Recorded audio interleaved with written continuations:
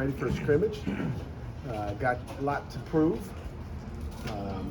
Each guy's got to go out there and do their thing. It'll be here tomorrow. Obviously, the Steelers play tonight. Good luck to them. Looking forward to a great Steelers season as well as Panther season. We'll be out here tomorrow. Everybody's got something to prove. Every unit's got something to prove, and obviously this team's got something to prove. So we're looking forward to seeing what we look like tomorrow. That'll tell us a lot about what we have, and then we've got one more scrimmage the following Sunday at Acrisure. So, questions? Last year you guys had a pretty fair split at running back with Sebo and Rodney. I mean, how's that position working? And I mean, do you expect multiple guys to play? Yeah, we expect multiple guys to play without a question. With the tempo, same thing receiver. As the train starts rolling down the road here, we're going to play guys.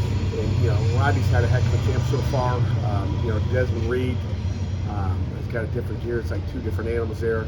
Derek Davis has really, played with his pads down low for a big back. Again, he's got a different, animal to him. We all know who Daniel Carter is, and he'll play a big special teams role. So I'm happy with that, position right now. We got to keep it healthy and keep it where it is, but there's definitely multiple guys there. You kind of answered my question a little bit. Who comes up with these slogans? Off the gates, we not me, prove it. What did this year's one mean to you? Lock the gates is an old school. That Randy Walker came up with that back in, when I was a GA, and I loved it. I always thought, locking the gates was cool. I just thought, like, that's what you do. You go to your stadium, that opponent comes in there, as soon as they come through that door, you lock it real quick because you don't want them to get scared and run out, okay? And then, we know what happens after that. Our players, kind of a little bit of everything, but our players, they start off with something that they want, and it's kind of like anything, brainstorming, okay? So they'll come up with something. They came up with the word prove, okay? They had it in a different way, and then, I'll deal with them and kind of juggle around and kind of figure out exactly what we're trying to get to and what's a good way to say what we want. A lot of them seem to think there's a lot to prove this year.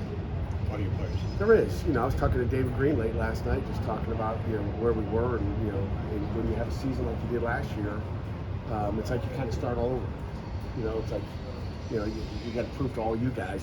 Okay, I got to prove to all you guys that we're for real, and we were for real, and it was a one-year deal. I think that's what it comes down to, and that's kind of the attitude, and that's the way it should be. Has Rylan been stepping up as a leader and on the field? Have you seen him show the progress that you need to see from him at corner? Yeah, Rylan has been steady through the process. Is he that leader that he does his job? And that's what he needs to do right now. He's trying to take over a new position and one of need, and he's continued to be consistent in what he does. Do you have a leading voice in the cornerback room right now, or is it kind of like everyone's working together right now and figuring that out? Again, those DBs meet with each other so much. With Coach Sanders and Coach Collins, they meet together. The combination of McIntyre, I think, is an Eagle. I don't think Donovan is, but Donovan's certainly a pretty good leader back there. The corner spot, I'm not sure if we have a corner in the Eagles. I may be wrong. There's a few guys. PJ will lead. He's got the energy back there. He's going to lead by example. And I thought maybe that was PJ walking out. Heard noise. It's usually PJ. Good question. What have you seen from the specialists so far? Specialists, Caleb Junko's really been really good.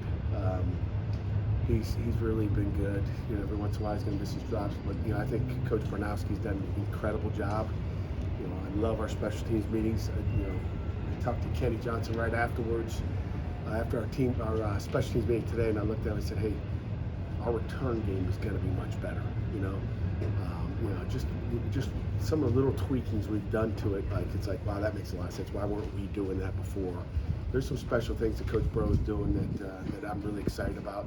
In fact, you guys met with Coach Bro already on the first day. I don't know if you talk special teams, but obviously, we're happy with where Junko is. He's got a way of keeping those guys rolling and keeping them confident. Ben Sauls has been excellent. We've gone through years where he was competing a couple years ago with Sam, and it was neck and neck, and I think they were like 86%. I bet you that guy hasn't missed he's missed two, I think. Both of them have been ones when his plant foot has slipped. Once on the turf, once on the grass. I'm not sure he's missed outside of that thing. I'm knocking a little darn wood here. But he's been as good as I've seen any kicker go through a camp as far as just the consistency in his field goals and extra points. Who's returning punts?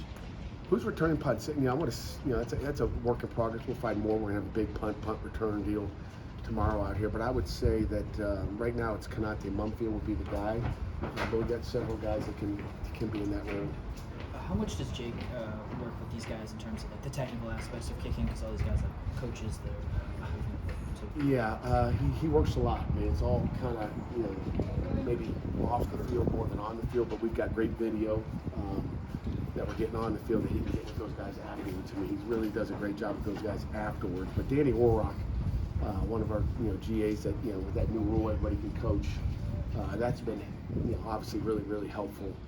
We've got more guys that are able to coach on the field than we ever have.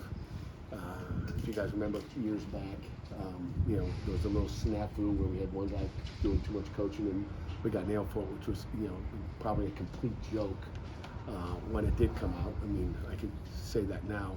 But with what we're doing now, it's helpful, and it's, you know, why not have guys out there coaching?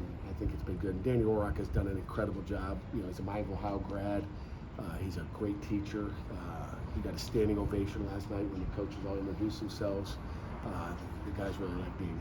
You got about a minute before walkthrough, maybe one or two more. Yeah, one more. I got to roll. You mentioned Kenny Johnson on special teams. What have you seen Kenny Johnson grow in offense? Are you guys able to ask him more out of him at the wide receiver position as far as his details? Yeah, I mean, I think you asked the same thing out of everybody. I mean, you know, whether it's Kenny or, you know, the 6th or 7th receiver, we're asking all of them the same. We're asking for maximum effort, execution. There's nothing more. We're not going to say, Kenny, you got to give us more here. They're all the same. I mean, we're asking for you to be great and be excellent. So that's kind of what we're looking for. Coach, thank you.